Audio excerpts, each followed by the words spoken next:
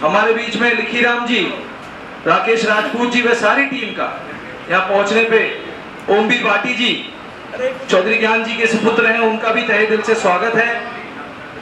और देखिए अजब सिंह नागर जी हमारे बीच में हैं, भोपाल चौधरी जी हमारे बीच में है, बाबूजी चौधरी साहब ठाकुर साहब हमारे बीच में है। मैं आप सभी लोगों का आज यहाँ पहुंचने पे तहे दिल से स्वागत व धन्यवाद करता हूँ, बाबूलाल जी का भी। और देखिए ये एक समय का परिवर्तन है, समय की एक आवाज है। जिस प्रकार हरियाणा प्रदेश के अंदर चौधरी भूपेंद्र सिंह हुड्डा जी के नेतृत्व में युवाओं के दिलों की धड़कन आदरणीय दीपेंद्र सिंह हुड्डा जी के नेतृत्व में चौधरी उदयभान जी के जिस दिन से कदम हरियाणा प्रदेश के अध्यक्ष पद पर जब से वो विराजमान हुए, हरियाणा प्रदेश में एक समझ लीजिए कांग्रेस की ज्वाइन की झड़ी लग चुकी है। अब आए दिन देखिए आदरणीय हमारे तीनों नेताओं के थ्रू, उनके माध्यम से प्रदेश के सैकड़ों हजारों लोग डेली इस कोठी पे कांग्रेस पार्टी का दामन थामने का काम करते हैं। निश्चित रूप से आदरणीय दीपेंद्र सिंह हुड्डा जी की सोच युवाओं को साथ लेके चलने की, आदरणीय भूपेंद्र सिंह हुड्डा जी की सोच सभी बुजुर्ग, किसान, मजदूर, व्यापारी वर्ग को साथ लेके चलने की, आदरणीय चौधरी उदयभान जी की सोच 36 बिरादरी हर वर्ग को संगठन से जोड़ने की, इस सोच को लेकर जिस तरीके से आज सैकड़ों लोग पार्टी में रोजाना हमारे इन तीनों नेताओं के नेतृत्व में ज्वाइन कर रहे हैं, इससे एक बात तो तय और स्पष्ट हो चुकी है कि हरियाणा प्रदेश के अंदर कांग्रेस की सरकार पूर्ण बहुमत से इनके नेतृत्व में बनने जा रही है। और देखिए एक बहुत लंबा समय दिया प्रदेश की जनता ने भाजपा को अपना कार्य प्रदेश में करने के लिए, एक बहुत लंबा समय दिया आदरणीय मुख्यमंत्री मनोहर लाल खट्टर जी को प्रदेश की जनता को अपने आप को स्थापित करने के लिए, लेकिन बार बार उनकी विफल नीतियों ने प्रदेश की जनता का उनमें से मोह भंग कर दिया। और देखिए आप सभी का बड़ा आशीर्वाद है कि श्री लखन कुमार सिंगला जी के नेतृत्व में जो आज ये ज्वाइनिंग हो रही है फरीदाबाद विधानसभा क्षेत्र से, ये हमारे लिए बहुत ही गौरवपूर्ण पल है। और ये सिर्फ संबंधों का खेल है। भाजपा का विरोध भूपेंद्र सिंह हुड्डा जी की नीति और लखन सिंगला जी के साथ में जो पारिवारिक 30 वर्षों के संबंध है, ये उसका परिणाम है जो आज ये दो बड़े लोग हमारे बीच में पार्टी को ज्वाइन कर रहे हैं। ये बड़ी बात है। तो मैं आप सभी लोगों से विनम्र निवेदन करूंगा कि आदरणीय भूपेंद्र सिंह हुड्डा जी, चौधरी उदयभान जी पार्टी की ज्वाइनिंग आज कराएंगे, उसमें आप सभी लोग अपना साथ दें। और जैसे कि दीपेंद्र हुड्डा जी बता कर गए, आज महिला बिल के ऊपर उन्होंने अपनी हाजिरी राज्यसभा के अंदर, क्योंकि बिल पेश हुआ है, उन्होंने अपनी देनी है, लेकिन आप सभी की ज्वाइनिंग की को सुनिश्चित व मोहर लगाने का काम वे करके गए, आप सभी से बात करके, और बड़े खुश होके जिस तरीके से उन्होंने अपनी बात रखी। तो मैं आप सभी लोगों का धन्यवाद करता हूं और आशा करता हूं कि अग्रिम भविष्य में आप इसी तरीके से अपना आशीर्वाद हमारे ऊपर, कांग्रेस पार्टी के ऊपर, समस्त सभी नेताओं के ऊपर बनाए रखेंगे। जय हिंद, जय भारत। प्रदेश के आन बान शान और बहुत ही जन जन के आशा और विश्वास के प्रतीक, बहुत ही सर्वप्रिय लोकप्रिय नेता प्रतिपक्ष आदरणीय चौधरी भूपेंद्र सिंह हुड्डा जी, हमारे साथी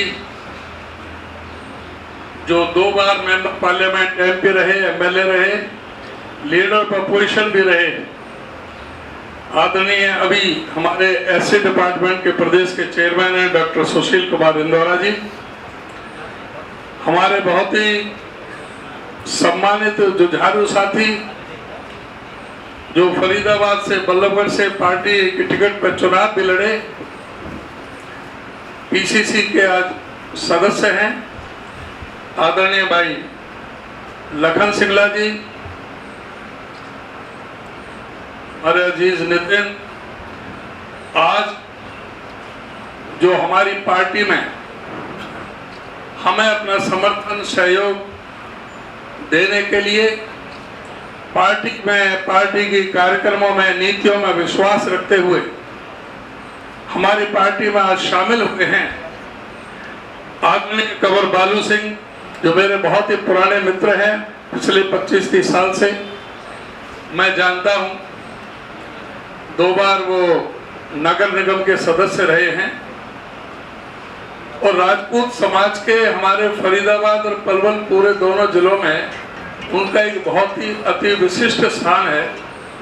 बहुत ही मैं समझता हूं उनका जो परिवार है उनके एक बहुत ही विशेष स्थान है पूरे हमारे इसमें पार्लियामेंट क्षेत्र में। कंवर बालू सिंह जी, हमारे आदरणीय श्री दर्शन लाल मलिक जी, जो रिटायर्ड आईपीएस हैं, 10-12 साल इन्होंने फरीदाबाद में सेवा की है डीसीपी के रूप में। मेरे होटल भी डीएसपी रहे हैं। बहुत ही मिलनसार और बहुत अच्छी प्रवृत्ति के और बहुत ही सामाजिक व्यक्ति हैं। हमेशा हर एक को साथ में लेकर के चलने का उनका रहा है। आज हमारी पार्टी में शामिल हुए हैं श्री दर्शन लाल मलिक जी, आदरणीय श्री संजय शर्मा जी, जो प्रेसिडेंट भोजपुरी अवधी समाज फरीदाबाद के बहुत ही सामाजिक निष्ठावान ये कार्यकर्ता हैं। श्री वीरेंद्र वशिष्ठ जी सी गांव से, आदरणीय श्री लाला शर्मा अजनौदा से, श्री आर.डी. वर्मा जी MSME national director, Amar Singh Malik ji, और जो आज उनके साथ में देख रहा हूं, क्योंकि फरीदाबाद में मैं भी पिछले 32-33 साल से मैं फरीदाबाद रहता रहा हूं। बीच में अब मैं ज्यादा होटल रहने लगा, नहीं तो फरीदाबाद ज्यादा रहता था। और मैं सामने देख रहा हूं जो फरीदाबाद के बहुत ही जो गणमान्य लोग आज यहाँ इस अवसर पर उपस्थित हुए हैं। मैं आप सबका हरियाणा प्रदेश कांग्रेस कमेटी की तरफ से आपका हार्दिक अभिनंदन करता हूं, आपका बहुत बहुत स्वागत करता हूं और यही उम्मीद करता हूं कि आप सब मिलकर के आज जो प्रदेश में एक तानाशाही जो सरकार जो चल रही है, जो देश में तानाशाही सरकार चल रही है, जो आज प्रदेश को कर्ज के जाल में और देश को भी कर्ज के जाल में इस बीजेपी ने, नरेंद्र मोदी और खट्टर सरकार ने जो कर्ज के जाल में फंसा दिया है। जो 70,000 करोड़ का कर्जा जब 14 में था, जो आज बढ़कर के 4 लाख करोड़ को पार कर गया। इसका मतलब कि कोई बच्चा हरियाणा में पैदा हो रहा है अपने मां के पेट से, तो वो 1,32,000 रुपए का कर्जा लेकर के पैदा हो रहा है। कोई भी बड़ा काम इस सरकार ने नहीं किया। फरीदाबाद में चाहे बदरपुर फ्लाईओवर है, चाहे आपका दिल्ली से लेकर के और फरीदाबाद और फिर बल्लभगढ़ तक जो मेट्रो रेल की लाइन बिछी, चाहे फरीदाबाद में वाईएमसीए यूनिवर्सिटी हो, चाहे वो मेडिकल कॉलेज हो, चाहे ग्रेटर फरीदाबाद को बसाया हो, चाहे नगर निगम में 3200 करोड़ रुपए नगर निगम के विकास के लिए दिए गए हों हुड्डा साहब के द्वारा, आज इन्होंने पूरी तरह से फरीदाबाद का नाश करके रख दिया। मेट्रो रेल लाइन जो भी थी, चाहे वो बल्लभगढ़ तक की हो, चाहे गुड़गामा की हो, चाहे बहादुरगढ़ की हो, सारी की सारी मेट्रो रेल लाइन अगर किसी ने की है तो शख्स का नाम चौधरी भूपेंद्र सिंह हुड्डा है, जिन्होंने 4 मेट्रो लाइन इस प्रदेश को दी, 16 यूनिवर्सिटियां दी, मेडिकल कॉलेज दिए और 4 बिजली के कारखाने दिए 5,500 मेगावाट के, 5400 मेगावाट के। इस प्रदेश के अंदर इस खट्टर सरकार ने 1 यूनिट बिजली का कारखाना नहीं लगाया। आज बिजली की क्या हालत है प्रदेश के अंदर? हुड्डा साहब ने 4 बिजली के कारखाने लगाए, सरप्लस बिजली देकर के इनको गए थे और अगस्त 2008 में समझौता किया था हुड्डा साहब ने 25 साल के लिए, जो 2033 अगस्त तक चलना था अदानी पावर के साथ। 2 रुपए 94 पैसे प्रति यूनिट के हिसाब से बिजली खरीदी थी और एकदम अदानी ने सारे हरियाणा की बिजली को काट दिया था कि पैसे बढ़ाओ। और ये सरकार जो नपुंसक सरकार है, ये अदानी के सामने गिड़गिड़ाने लगी और उसके सामने सरेंडर कर दिया जो 1424 मेगावाट 2 रुपए 94 पैसे प्रति यूनिट के हिसाब से डेली जो बिजली 25 साल तक चलनी थी, इन्होंने सरेंडर करके 224 मेगावाट बिजली सरेंडर कर दी और 1200 मेगावाट जो बिजली थी वो 2 रुपए 94 पैसे से बढ़ा करके अपने आप ही 3 रुपए 28 पैसे कर दी। और जो इस बीच जो नुकसान हुआ, जो इन्होंने 7-7.5 रुपए तक यूनिट बिजली खरीदी थी, उससे 1144 करोड़ रुपए का प्रदेश को नुकसान हुआ था। उस 1144 करोड़ को प्रदेश की कैबिनेट की मीटिंग बुला करके इस खट्टर सरकार ने तस्ती में रख करके अदानी को भेंट कर दी। जिस अदानी के खिलाफ कानूनी कार्रवाई करनी चाहिए थी, उसके सामने सरेंडर करके 1144 करोड़ दे दिए और बिजली 2 रुपए 94 पैसे यूनिट से बढ़ा करके 3 रुपए 28 पैसे कर दी, 224 मेगावाट सरेंडर कर दी। ये इनके कारनामे हैं। तो इनको सबक सिखाने के लिए, क्योंकि अब भाषण का टैग नहीं है, बहुत लंबी बातें हैं, आप खुद समझ सकते हैं कि आज फरीदाबाद की हालत कर दी है। सारा सीवर का पानी सड़कों पर रहता है, सड़कें सारी टूटी पड़ी है, नाली पूरी टूटी पड़ी है, सफाई नाम की कोई व्यवस्था नहीं है। और शर्म नहीं आती इनको स्मार्ट सिटी और कहते हैं, स्मार्ट सिटी बताते हैं। पूरा शहर का नरक बना करके इन लोगों ने रख दिया है और भ्रष्टाचार का अड्डा बना करके रख दिया नगर निगम को। नगर निगम का 200 करोड़ का तो ऐसा कर दिया जो कैग ने भी निकाला कि एक ही आदमी ने 5 फर्मों के नाम से 5 ठेके ले लिए, एक ही एड्रेस, एक ही नाम, एक ही पैन नंबर, और 200 करोड़ रुपए 194 करोड़ रुपए नगर निगम के खाते से निकाल करके डकार गए।